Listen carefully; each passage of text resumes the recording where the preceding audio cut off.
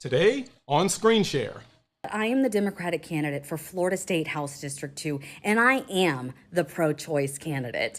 The current incumbent is definitely not pro-choice, not pro-protecting your privacy, because as we all know, this is a step in the wrong direction. This is a step to infringe on our privacy as we know it. I do not want the government in my bedroom, and I do not want the government in my body.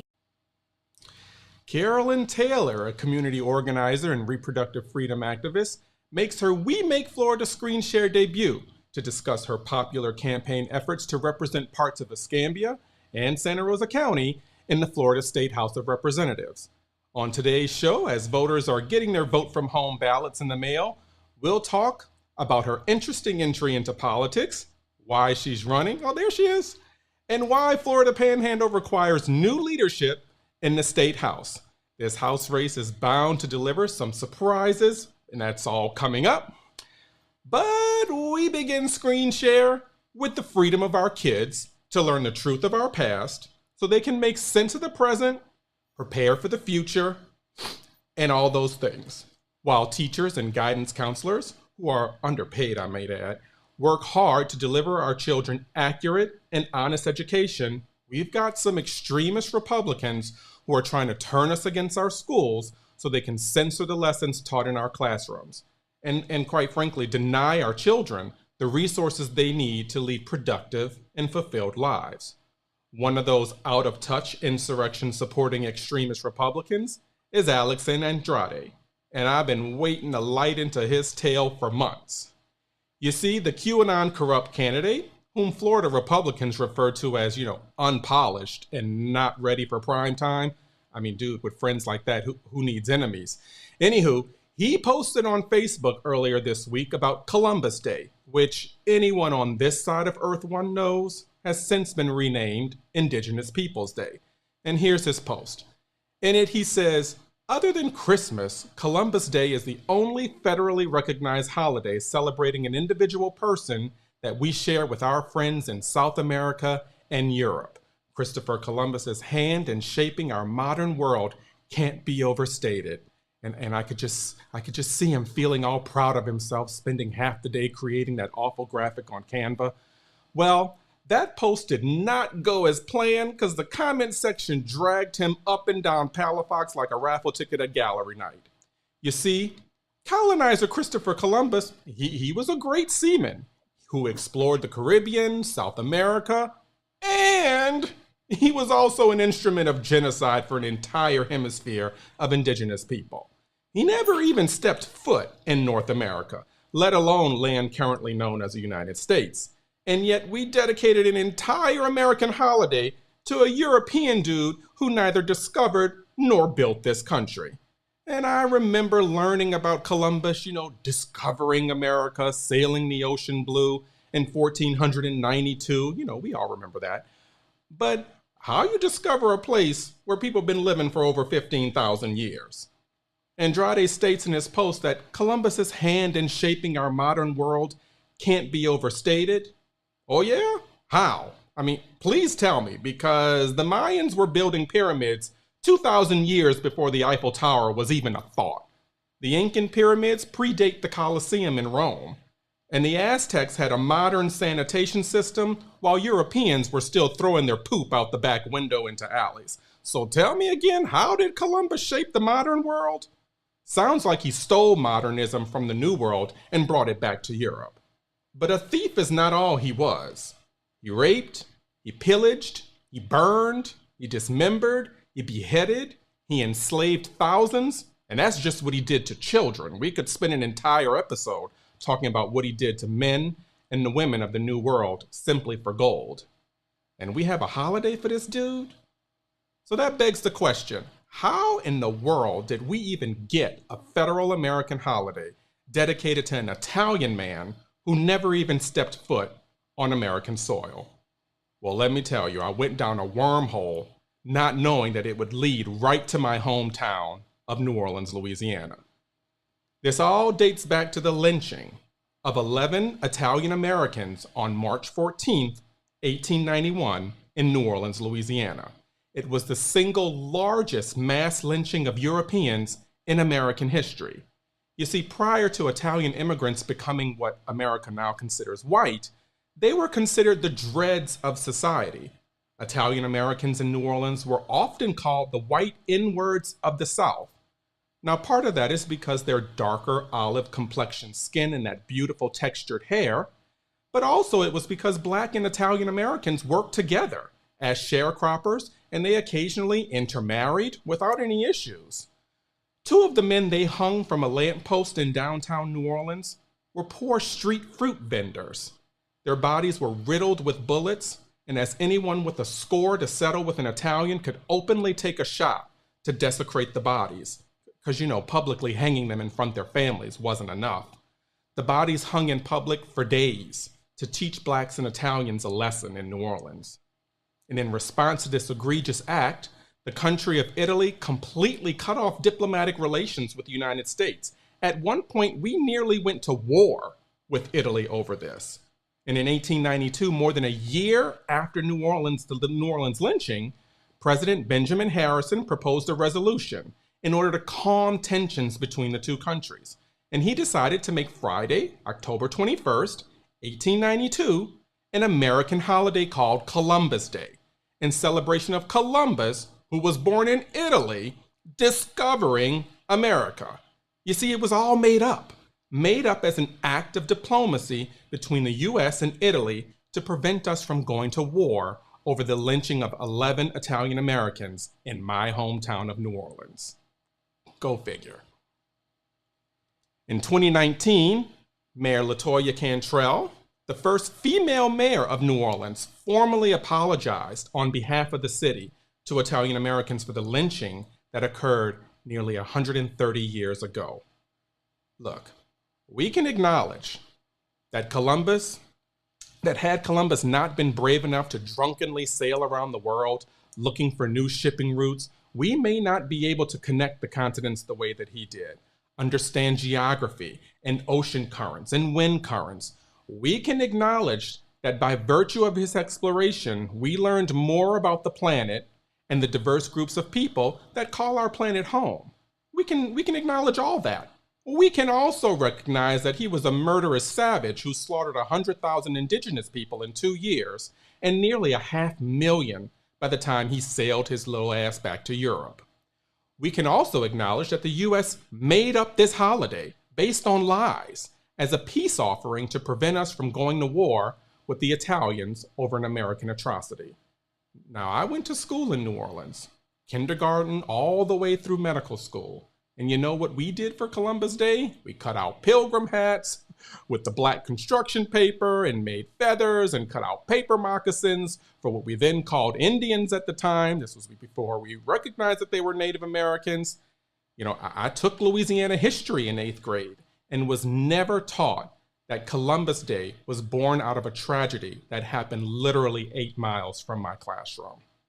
But see, for folks like Alex Andrade, if your social studies teacher teaches you the truth of that history, suddenly Miss Patterson is too woke and she needs to be fired. If Mr. Taylor teaches that the Spanish and the Portuguese amassed the bulk of their wealth and riches through the pillage of gold and silver in Central America and South America, then Mr. Taylor should be sued by the parents of his teachers. This is the Florida Andrade wants. If you're LGBT and married, he's coming for you. If you're a woman with breast cancer on chemo and find yourself pregnant, he's coming for you. If you're a social studies teacher like Mr. Patterson making $40,000 a year instructing a world geography lesson, he's coming for you.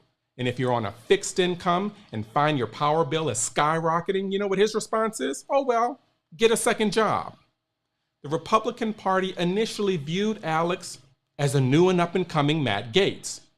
But sources close to Alex confirm that Republican Party leaders are a bit disappointed with his stage presence, acknowledging that he lacks this charm, uniqueness, charisma, and that his public appearances feel a bit unpolished.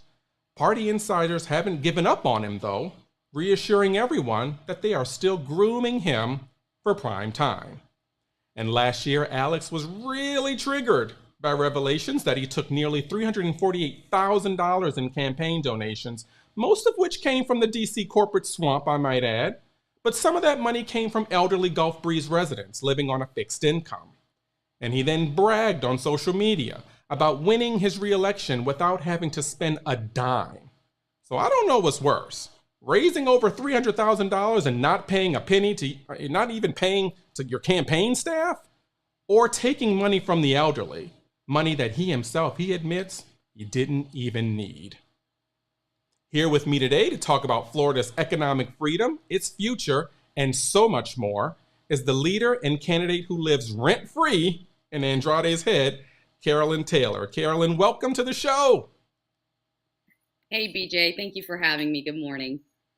So I just want to let you know, I am a little bit nervous about this because we know each other, obviously. So it's weird to interview somebody that you know.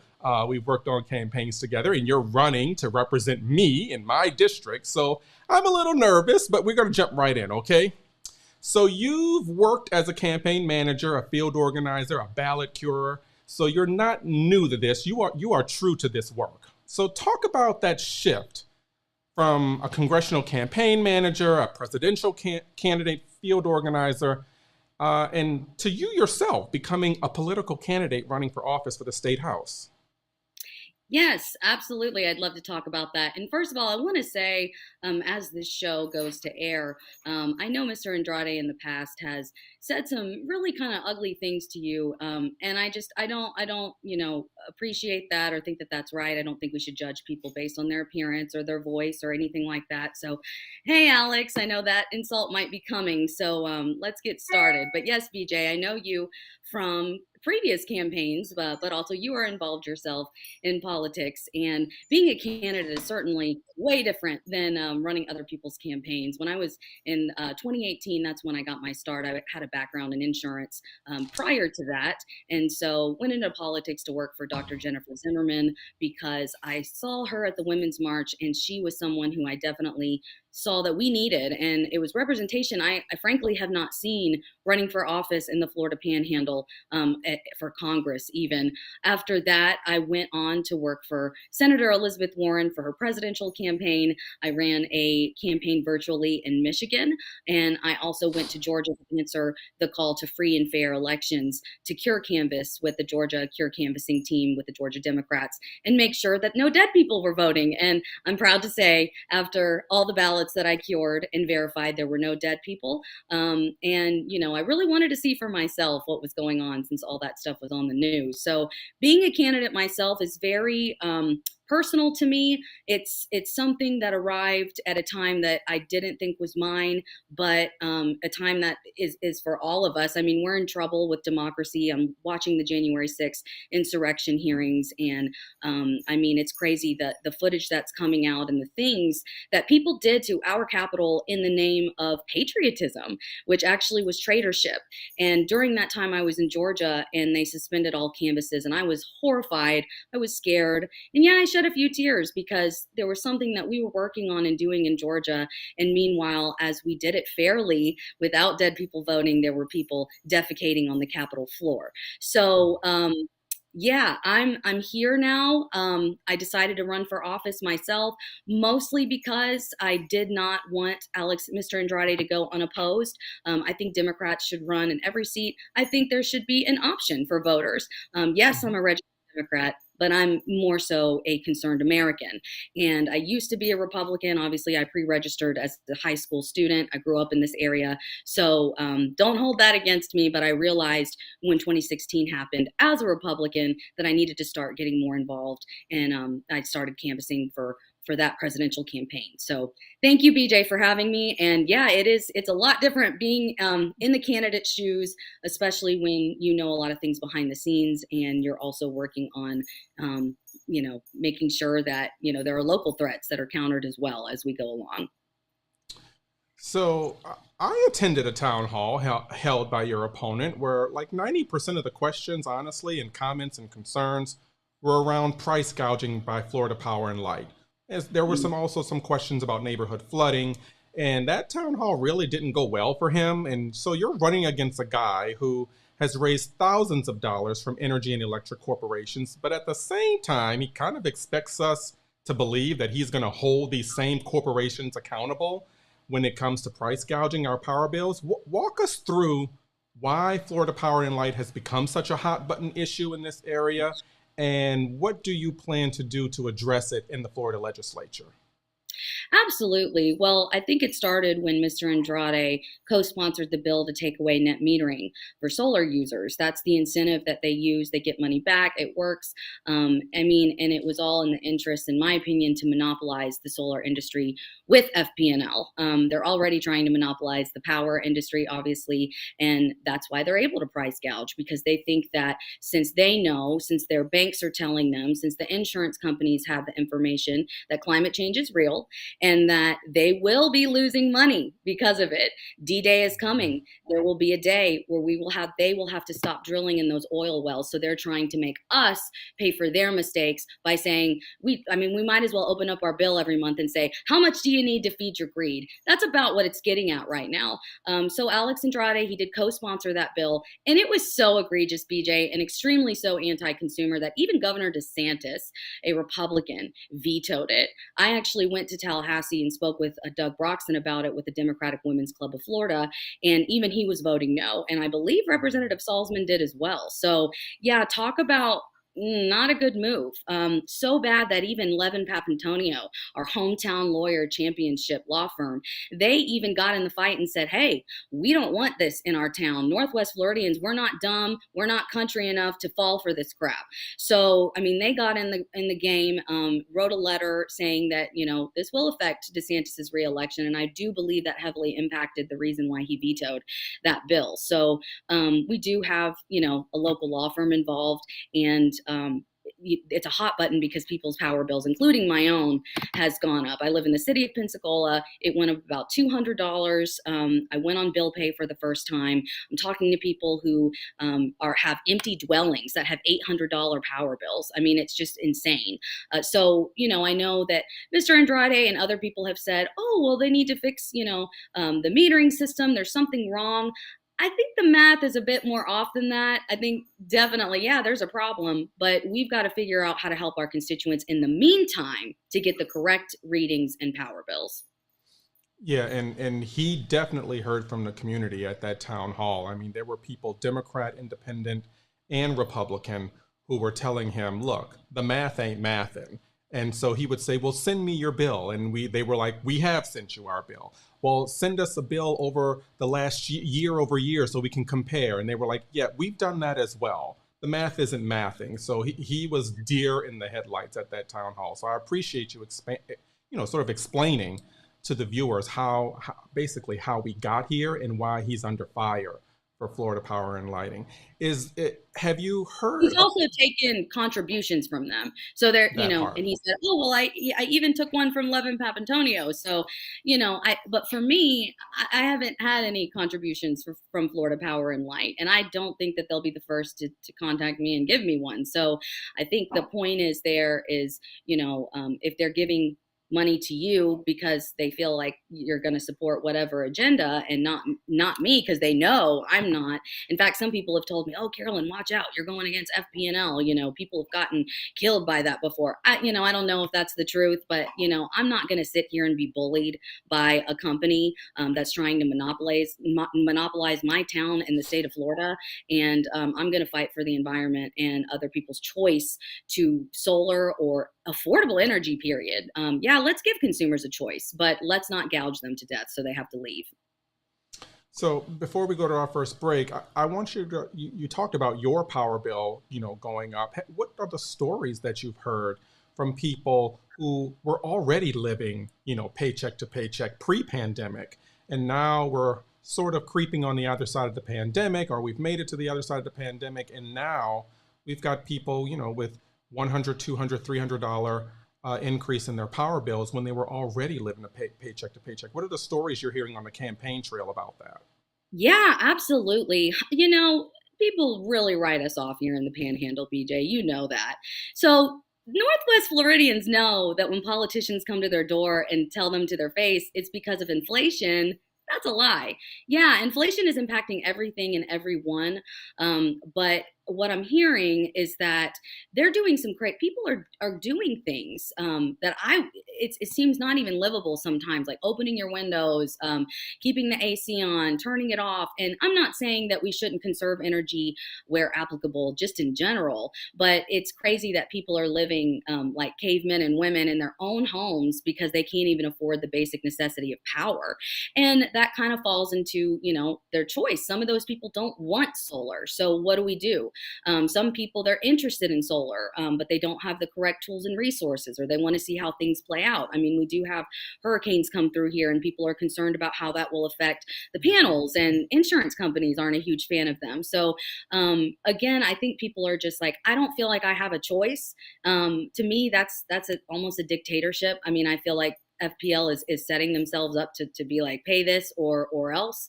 We're seeing housing go up in the city of Pensacola, including a unit, a condominium that's supposed to be, I think, up in the 900,000s for purchase. I mean, wow, we're building houses for other people to come here that are wealthy and can afford it, and that pop into this fantasy land while we're pushing locals out because of power bills, gentrification, and different things like that. And honestly, BJ, if we can't afford to live here, where do they expect people to go? I mean, traveling expenses, gas, all of that adds up to people's decisions in moving, and people just can't do that. So I'm really just hearing some big frustrations that they just don't feel like they have a choice, and they're going to extreme measures to conserve, and it still is barely helping them come out ahead. All right, so on the other side of the break, we're going to talk about healthcare and the millions of Floridians who are literally one medical emergency away from bankruptcy. See you on the other side. If MAGA Republicans get their way, abortion will be banned nationwide with no exceptions. Medicare and Social Security will end in 5 years with no replacement. Elections will be decided by politicians with no regard for your vote. If MAGA Republicans get back in power, your rights, benefits, and freedoms will be in danger. Democrats will protect your rights, and the only way to stop MAGA Republicans is to vote for Democrats. FFPAC is responsible for the content of this ad. President Biden and Democrats are getting the balance right, fighting COVID and delivering the best economy for workers in 50 years. But some extreme Republicans are trying to divide us, attacking the Capitol to overturn election results, pitting parents against teachers, limiting the freedom to vote, even burning books. America rejected chaos and division in 2020. We can do it again. Paid for by Way to Win Action Fund. Not authorized by any candidate or candidates committee. Rural hospitals are shutting down in states across the South because they can no longer afford to keep their doors open. Part of the reason is because many southern states, like our neighbors Georgia and Alabama, Florida as well, have not expanded Medicaid through the Affordable Care Act. Now, hospitals are still required by law to treat everyone regardless of their ability to pay, as it should be, but they can't collect payment for healthcare services they provide because we haven't expanded Medicaid. And when a hospital closes, it is a tremendous loss for the community. Not only is it a healthcare loss, but some of these rural areas, hospitals are the most often the biggest employer of that community. And the domino effect to the local economy is felt for decades. So, Carollyn, what are families telling you, many of whom will be your new constituents? What are they telling you about living one medical emergency away from bankruptcy? Well, they're saying this is America. I mean, it's really crazy. It's also crazy that people like Matt Gaetz don't believe that people deserve insulin's life-saving or just maintenance medication for diabetes. So there are a lot of singular issues in healthcare that are a problem that keep people from just affording their everyday medication, which is unacceptable. And I know, BJ, you actually work, I believe, in a emergency room. Are you an emergency physician? And I know that I talk about this on the campaign trail. Like, what are we thinking when I don't know for sure, but I know when I get into the Florida legislature, there are ways that Floridians can save money while expanding this program.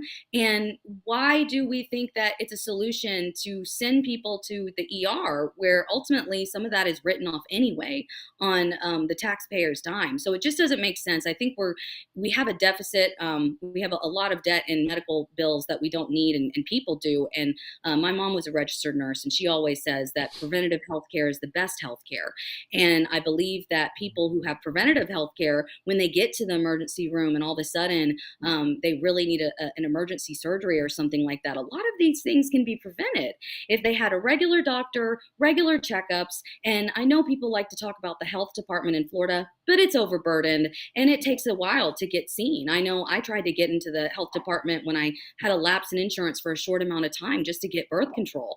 And it was really hard to get something that worked with my work schedule. And those appointment slots weren't guaranteed. Plus, I still needed to bring a paycheck stub so that they could figure out how much it would be, because it's based on each person. So there are things that are working, there are things that are not, but in general, people need healthcare. People deserve healthcare. Why wouldn't we want our nation and our state to thrive? And to thrive, we need healthy and happy workers. And healthcare is a human right, in my opinion. You know, we conducted some polling across the Panhandle, specifically asking voters what are the top 3 issues that matter to them. And we purposely refrained from giving people a list of issues because we didn't want, voters self-segregating into their own political corners. We wanted them to list the issues themselves instead of us giving them a list. And the number 1 issue that came up for Democrats and independents, believe it or not, was healthcare. Healthcare was a strong number 2, even for Republicans. So I asked this Santa Rosa County voter, why is healthcare your number 1 issue? And she said, the Declaration of Independence gave us the right to life, liberty, and the pursuit of happiness, and some of us are still stuck at life. Can you imagine? She's like, I can't even think about what it would be like to pursue happiness because I'm still stuck at trying to pursue a healthy and prosperous life. So healthcare is one of the top campaign issues. What does electing Carollyn Taylor mean for voters, particularly when it comes to their healthcare needs? Absolutely. Well, because I have a background in insurance, and I actually joked, my wife and I joked with Senator Broxton that I love procedural meetings. And he said, well, you belong in Tallahassee. So all the things like deck pages and anything that we can find a solution, no matter how complicated it looks on paper, that's what I'm going to do. I'm going to work for you to find a solution. Like I said, I'm not in that position, so I don't know what all of that entails, but I do know just from getting feedback from medical professionals that there are ways that the state can save if we were to expand the programs that are already in place. And I think that we deserve to take a look at that. And hey, if it's going to save us money as well, that's the fiscally responsible thing to do, in my opinion. But healthcare is imperative for one's just life. And I know just in general with this COVID pandemic, I mean, people saw, wow, I mean, your health is hanging literally in a minute, in a second. You could end up on a ventilator or anything. And if you don't have it, even just for something that's a pandemic, I mean, you're screwed. And it just or you don't have as much to fight it, or people may choose not to go to the doctor or not to go to the ER, or they choose to go to work and therefore they infect other people. So really it's not smart to hold a resource that could actually help our entire population thrive. It's like I say, and I'm proudly endorsed by the Florida Planned Parenthood PAC, that Planned Parenthood is very minimal abortion procedures. It's mostly pap smears and things that women need for everyday health checkups. And we don't want a population of people, women, Americans running around with STDs unchecked. Why would we want a population that's unhealthy infecting other people if we can solve that problem by expanding something like Medicaid?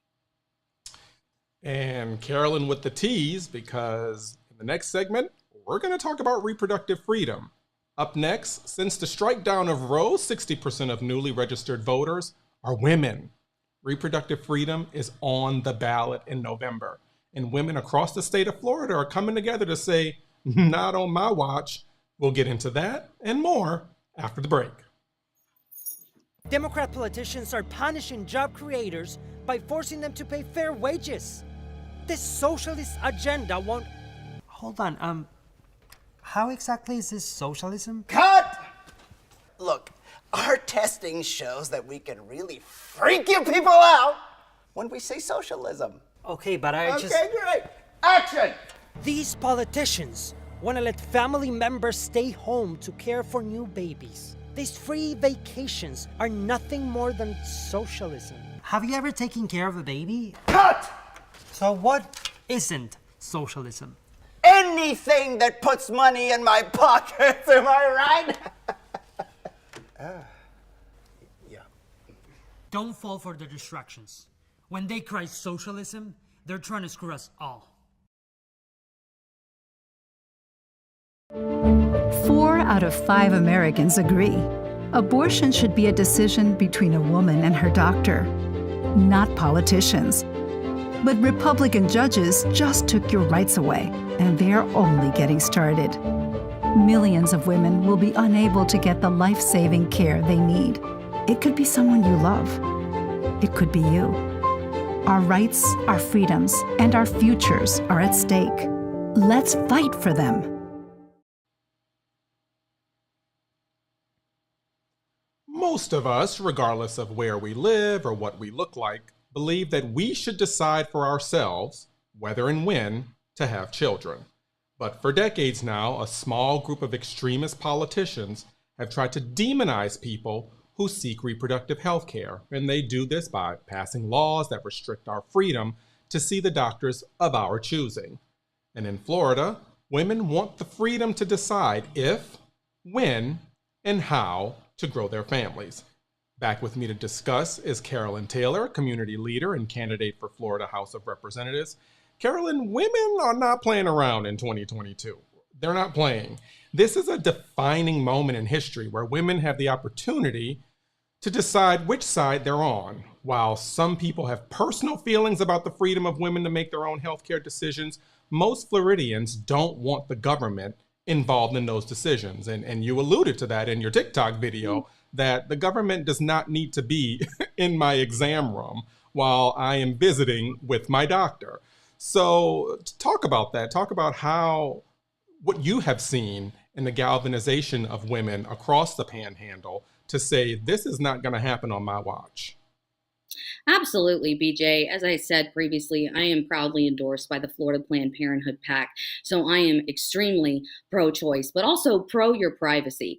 I don't want extremist laws where like Texas, we're seeing, you can report an Uber driver or a doctor, and they could be prosecuted if they suspect that you had an abortion. We're going as far now as women deleting their period apps because they're terrified that if they miss a period, that could be data used against them. So, people always talk about Big Brother and we don't want them in our car, in our lives, in our phones. But guess what?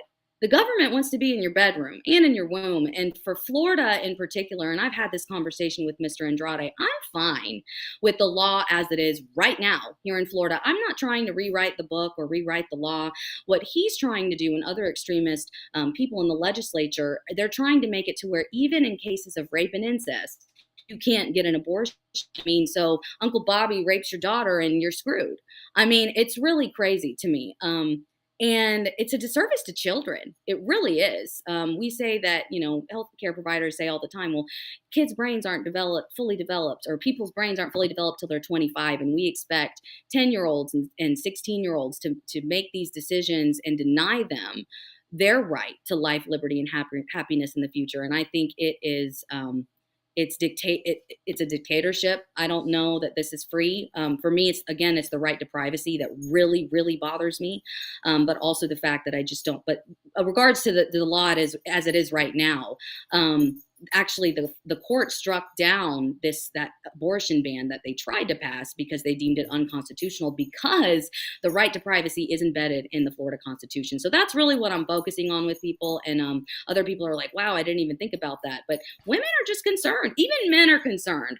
I had a young high school guy at our Gulf Breeze forum tell his mom, wow, I really like her analogy, because I asked Alex, well, if you're going to regulate my body, Why can't you regulate it to where men have mandatory vasectomies? Or how about a heartbeat bill where as soon as a woman is pregnant, the male's on the hook for child support? Well, when Alex is working actively to also gut child support and alimony from hardworking ex-spouses who, yes, that is a job, raising children, I don't think he respects women. So it is a hot button issue. It's an important issue because I don't want to be a prisoner in my own state.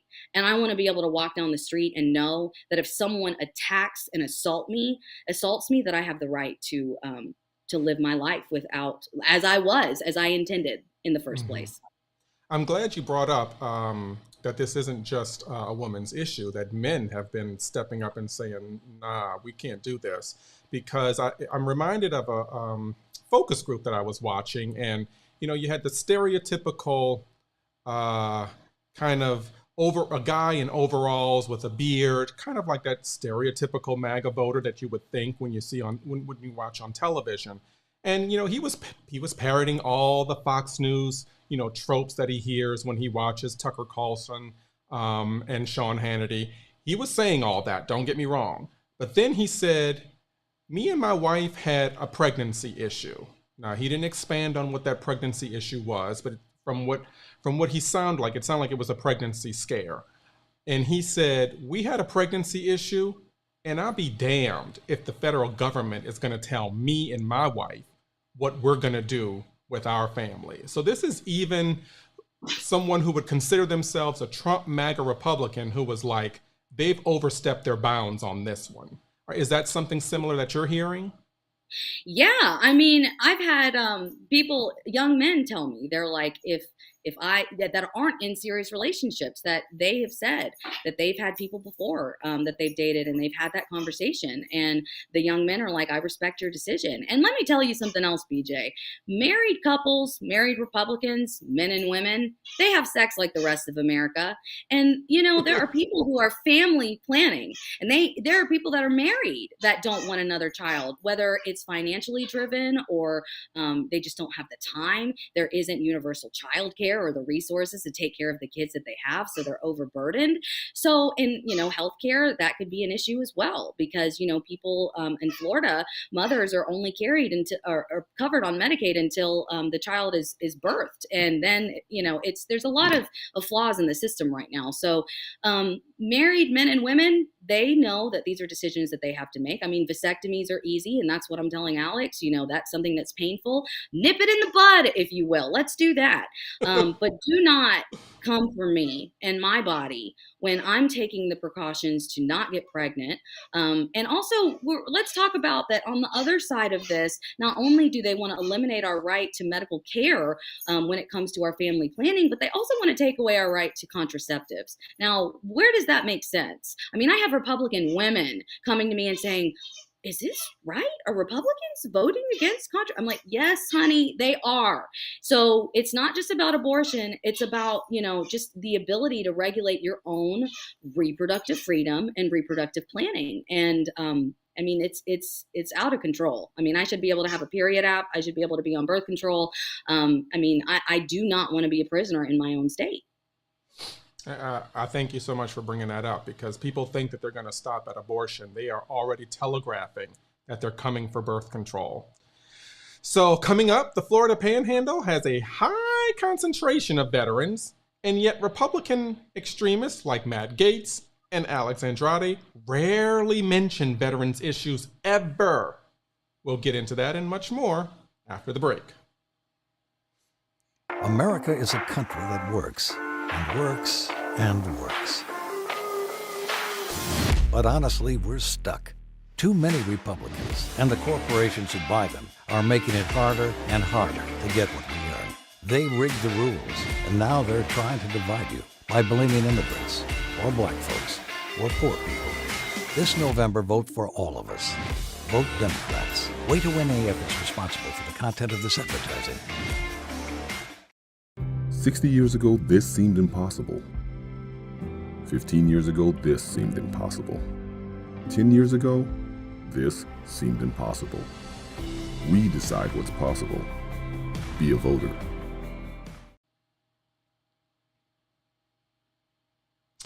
We're back, and Carollyn, you were raised in a military family. Your lovely spouse, Kate, is a veteran. So your patriotic commitment to those who have served, it really knows no bounds. What are the top 3 veteran initiatives on the docket when you get to Tallahassee? Yes, absolutely. I've talked about this in some of the forums that I've been in, but we obviously have an issue with homeless veterans in our community. So I really would like to look at allocating maybe $10 to $15 million for a pilot program for veterans, maybe even women and children as well. The thing about me as a representative, I will be accessible, and these are plans that I would love community input, and I will tailor with that input. But that's something that I've been thinking about, is some sort of a pilot program to help homeless vets in particular, and then from there we can tailor it. I've also found, BJ, yes, my father, he's at NAS Pensacola currently. He served 20 years in the United States Navy. My spouse is a retired naval flight officer, graduate from the Naval Academy in political science. And I'm finding that, through our veteran community and who we're speaking to, there's a lot of veterans. They love Pensacola. They always come back. They want to retire. I mean, that's how my dad got here. That's how my spouse got here. It was a place that they came. They loved it, fell in love, and wanted to settle down and raise their families and be here for the rest of their lives. And I'm finding that veterans are finding even that to be a task. People who are retiring and coming back, they're like, wow, I promised my family a better life, and it's becoming just as expensive as the place that we came from. And there's no reason for it, especially with this power bill stuff. So I think the initiatives, what I've found for veterans is what is for all constituents that I want to focus on, which is infrastructure, education, and an affordable Florida. I've spoken to military families out in the Perdido area that say that it's a lot of hassle to get their kids out to school, their high school kids in particular. And infrastructure with the roads. I know Sorrento Road, roads like that over there are just completely unsafe and in much need of to be repaved and redone and widened. So I think those initiatives for veterans, homelessness, and just that right to life, liberty, and happiness. So infrastructure, education, strong education for their kids that's not privatized or gutted in an affordable Florida, because I believe that every Floridian should have the right to a healthy and safe environment, and that's why I'm running for office. Okay, we're going to take another quick break, and in the last 5 minutes, we're going to talk about Florida's environment and its in connection to our economic future. Back in a moment. You see that? Yes, I see it. All right, sis. Is she one of them? Maybe. Wow. Okay. Yes. That. And mailbox. Oh! That's crazy. That's definitely a voter. I'm gonna go vote, baby.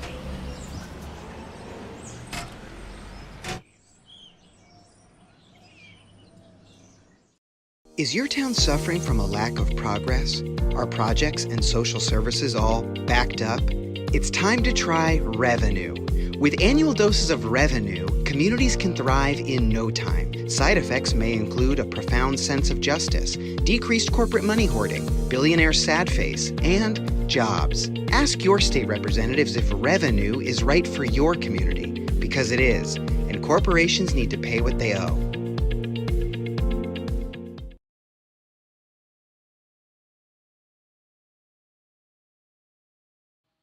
I always laugh at that commercial, billionaire sad face as a side effect. So let's talk about the environment. There are folks in the southern parts of our county, which is the county from Santa Rosa and Escambia that you're trying to represent, who are really concerned about the beaches, because we know, Florida is a tourist-based economy. So the importance of having nice, clean, beautiful, white, sandy beaches is of paramount importance to our economic freedom and our futures going forward. But what we also know is that people are also concerned inland about, our wetlands being, filled in. So that water's got to go somewhere. And most of the time it's into our neighborhoods. And so this is something that came up a lot during your opponent's town hall, was about mitigation of flooding and how there are certain states that have really done really good things and sort of try to figure out how to deal with flooding, in which our district, our community, and our state are really struggling and lagging behind. So Why do you think it's important to protect not only Florida's beaches on the coast, but as well as preserve the wetlands inland? Absolutely. Well, when I worked for Dr. Z in 2018, the Save Pensacola Beach initiative was going on. And actually, the opponent that ran in this seat before me, the Democratic nominee, she was the one who led that initiative at Save Pensacola Beach. So I definitely believe in preserving our beaches and our wetlands, but I also believe in keeping our beaches public. I know that, again, money runs the world, it seems like, and so does greed coming right behind it. But not only are they trying to, not pass legislation that actually protects the environment, but also they want to privatize the beach. And I believe that every Floridian should have access to the beach, and we've got one of the most beautiful. But also, I've spoken to flood defenders as well. It's a group here, and a lot of people across the Panhandle are members of that.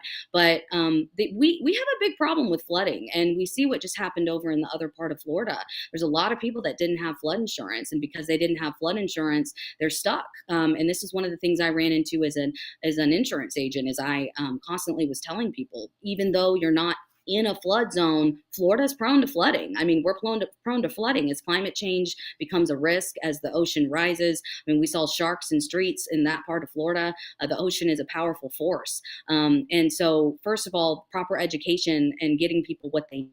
So getting flood insurance and making sure that they've got that coverage, but also making sure that we are addressing this, not from just an infrastructure standpoint, but from a long-term planning.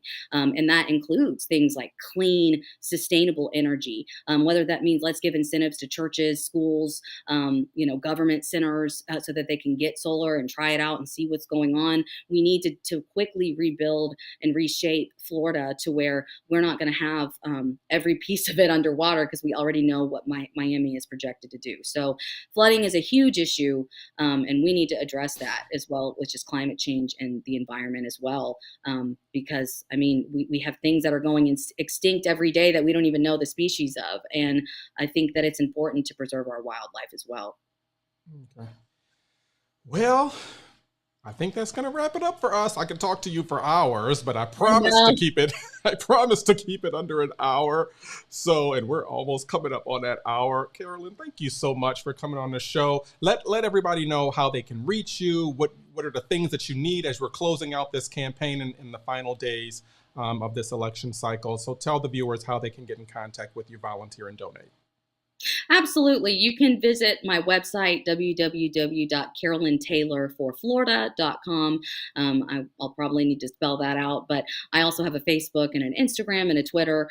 And I have an Act Blue, which is a trusted platform for Democrats with our donor base. So I definitely need donations to finish out this final push. I am grassroots, not taking money from FP&L and other big corporations. So that's how you can help. And of course, vote.